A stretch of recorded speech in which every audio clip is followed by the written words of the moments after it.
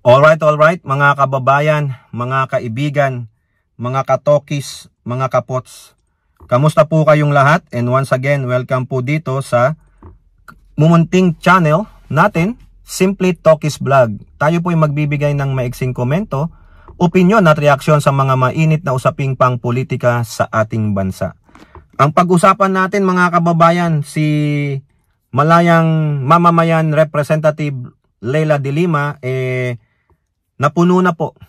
Punong-puno na siya sa pagiging bratanela ng inyong tokmol na Vice President Sara Pusit Duterte Carpio. Napaka-bratanela ng walang hiya na ito, mga kababayan. Sobra na po. 3 times. Actually, twice. 3 times. 3 times na siyang hindi uma-attend personally sa kanyang budget hearing dyan sa House of Representatives. Sobra po mga kababayan. At yung isa nating topic, si Chavit Singson, may kahilingan po sa ating presidente. Si Chavit Singson mukhang lutang. Oo, parang lutang. Binabanatan niya na po ang Pangulo kasi may hindi po siya nakuha. Ganyan po, pag may hindi po sila nakuha, na gusto nila, na sinasabing ipinangako daw di umano sa kanila ng Pangulo, babanatan nila ang Pangulo. Mga spoiled brat, mga kababayan. Hindi makamove on. No? Okay, shout out po lahat sa inyo and may God bless us all. Unahin natin mga kababayan itong naggagalit ng Malayang Mamamayan Representative Leila de Lima. Diyan po sa politiko. Enough of her brattiness. Leila de Lima criticized Sara Duterte for neglecting mandate to defend budget. Ito po kasi nagbabudget deliberation na sila mga kababayan. Nandun na po sila sa plenaryo. Sponsoring members of the House of Representatives, ididepensa yung budget ni Pusit. Yan po yung 900 plus million na budget niya. Nung nakarang araw, wala po siya. Diniper the following day. Pagdating kahapon, wala pa rin ni anino niya. Nasaan po siya? Hindi ko po alam kung nasaan yan. No? Fly away yan free as a bird yan Hippie. Walang pakialam. Basta gagawin niya ang gusto niya. May sarili po siyang mundo. Huwag niyo akong pakialaman. If you want to see me, make an appointment. Nakipag-appointment niya sa'yo gago ka If you want to talk to me, make an appointment. I will do it on my own time. Piling niya po, siya po ay Diyos. No? Piling niya po, pag-aari niya po ang Pilipinas. Piling niya, ang mga Pilipino ay kailangang lumahod sa lahat ng kanyang kagustuhan. Ganyan po kabritanela ang hayop ninyong sinungaling at mandarambong na Vice Presidente. Kaya si Leila de Lima, napuno na po. Enough of her brattiness, sabi ni de Lima. House Deputy Minority Leader and Mamamayan Liberal Party Representative Leila de Lima lambasted. Talagang nilambas niya, pinagalitan niya. Vice President Tokmol Sara Duterte for neglecting her mandate to defend the proposed budget of her office. During Thursday budget deliberation, de Lima noted that this is the 3rd time. Tingnan niyo kabastusan. 3rd time you're out. Huwag niyong bigyan ng pondo. Bigyan nyo lang siya ng piso. O di kaya 5. Pero may papaaten mo yung mga trabahante mo. Hindi pwede. House rules is house rules. My house, my rules. If you cannot abide with my rules, then get out. Ganyan po. If you don't want to follow our rules, then you get nothing. Diba? Ganyan. Kayo dyan sa Kongreso, can you do that? Kayo dyan ng mga House of Representatives, can you do that? Majority says she did not appear, she did not defend her budget. There's no more parliamentary courtesy in this plenary. The last budget deliberation, you defend your budget. No more parliamentary courtesy. Diba? Hindi ikaw ang presidente. Huwag mong itulad ang sarili mo sa isang presidente. Unang-una, sabi nila wala kang trabaho. Kung wala kang trabaho, dapat hindi ka pasahuran. Bakit hindi ka na nga nagtatrabaho? Wala ka na nga ginagawa kundi puntahan yung tatay mong karton doon sa ICC, binibigyan ka pa namin ng milyon Sayang naman yung pinapadala naming pera dyan. Sayang yung mga remittances namin. Sayang yung gastos ng mga kamag-anak namin na magbabayad ng VAT and IBAT. Tapos ikaw, gagastusin mo lang nang wala ka naman tinatrabaho. Sabi mo, personal trip. Yung personal trip mo, ginagastusan ng taong bayan. Diba? Tapos, manghihingi ka na naman ng 900 million plus na pondo. Ano? Galing sa kaban ng bayan na ginutustusan ng mga mamamayan. Ikaw, lamyerda lang. Tapos gusto mo parliamentary courtesy. Dapat gusto mo kung aaten ako, dapat umatin din ng Pangulo. Kung aaten ako, dapat tanggalin tanggalin nyo muna yung lookout bulletin sa mga empleyado ko. Ano ka? Magpresidente ka. Try mo kunin ang presidensiya kay Pangulong Marcos. Huwag mong itulad ang sarili mo sa presidente. Mas mababa ka sa presidente. Flower base ka lang base sa Constitution. Wala kang mandato. Kung walang mandato, dapat hindi bigyan ng pera. Mag-antay ka lang. Dapat ang ibigay lang sa'yo, magkano? 1,000 pesos per week. Yan ang sahod mo. Wala ka namang ginagawa eh. Puro ka lang gala eh. Kunwari, pa-showy-showy ka dyan sa mga nasalanta ng lindol. Wala. Pamumuliti ka lang mga kababayan. Ha? Biruin mo nakakahiya oh. 3 times binastos mo ang HOR.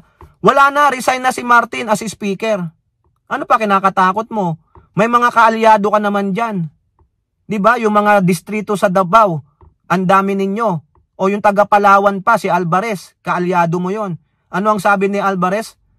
Wala pong sa OBP, pero nandito po ako, ready to defend. Ano, di-defend mo sa amin? Diba? Ano, di-defend mo? O wala. Let me say to the record, as the start of my manifestation, that this is very appalling. This actuation of the part of the Vice President is appalling. Her repeated non-appearance before the body shows insult, grave insult, and disrespect to this institution. If she cannot respect us, the members of the House of Representatives, at least respect the House of Representatives as the institution. Wala nga po eh. So therefore, how will you respect her office also? How will you also respect the person leading that office? No. Remember, this is an old adage. Respect begets respect. How can you afford a person a respect if that person doesn't know how to give a respect? Di po ba mga kababayan? So ang gusto ni Pusit, irirespeto natin siya. Irirespeto siya ng House of Representatives. How can you do that? How can they do that kung hindi siya marunong rumispeto? Piling niya siya ang presidente. Napaka-bratanela talaga mga kababayan. Napaka-bastos. Kasi pinalaking bastos ng mga magulang. Pinalaking bratanela ng mga magulang. Kasalanan po ito ng mga magulang. So therefore, bastos siya. Brat siya. Anong maiisip nyo mga kababayan? Diba? Magluluwal ito ng mga ayun. Yun na yun, mga kababayan. Ano pa ang sabi ni Dilima? Dilima stressed that the whole budget process is something that is being directed and recognized by the Constitution itself. So disrespecting the budget process of this body is a clear case of disrespect of our Constitution. Correct. Bastos sila eh. Hindi sila marunong gumalang. Hindi sila sumusunod sa batas.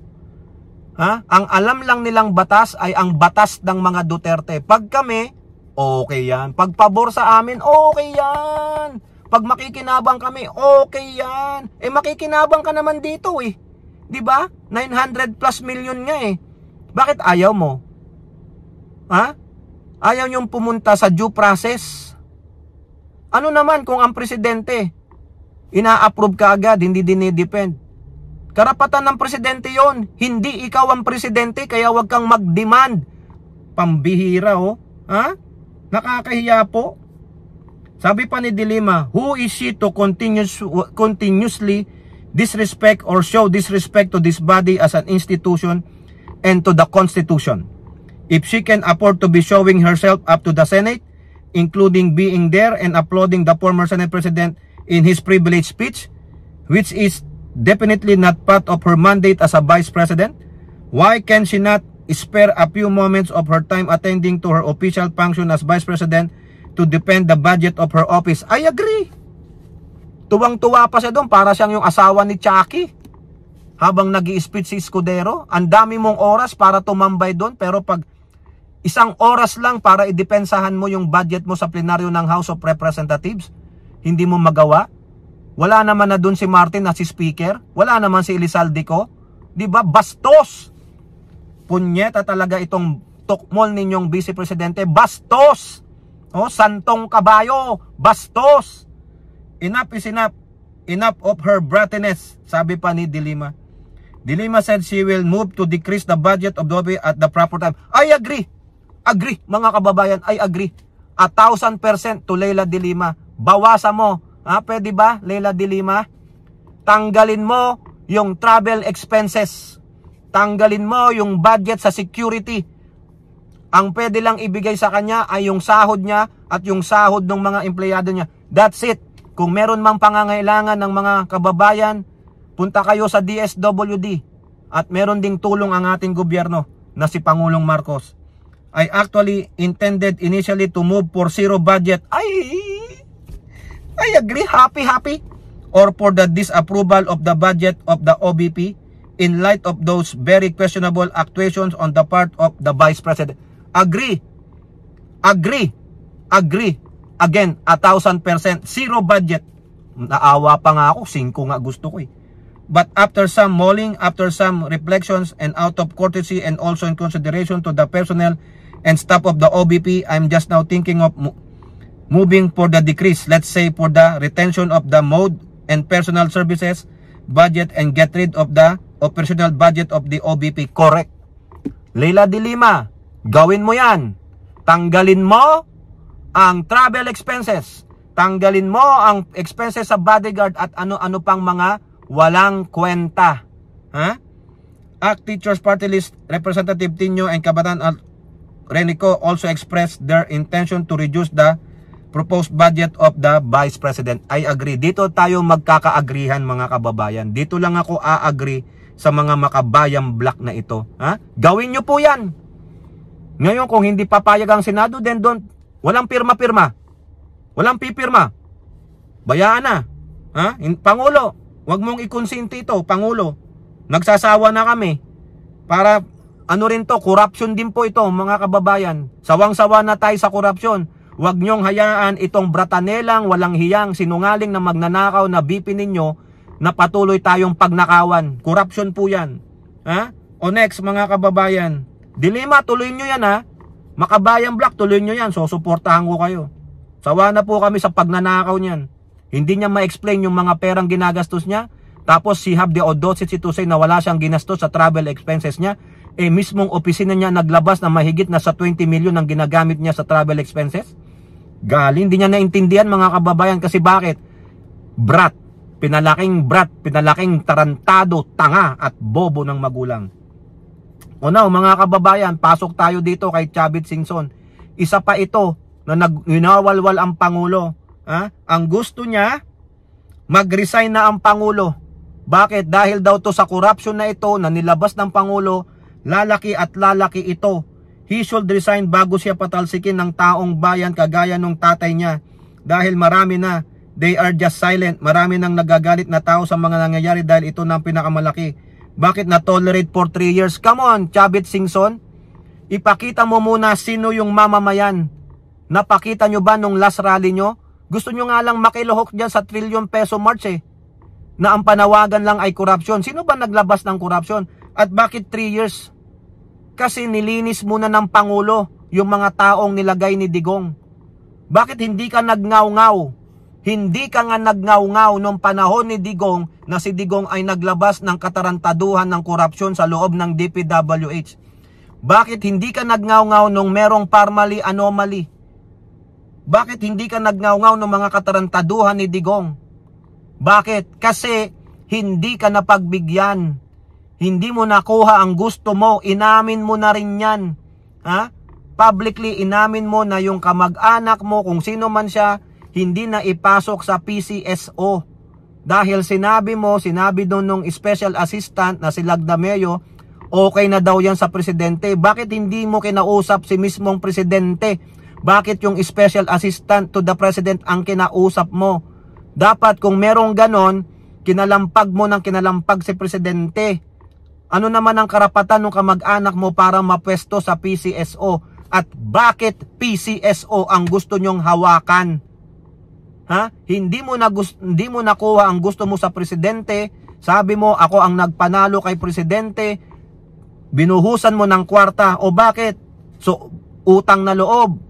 Bakit ngayon sa PCSO? Bakit? Nung hindi ka pinagbigyan, ha? Ikaw ang nagwawalwal sa presidente?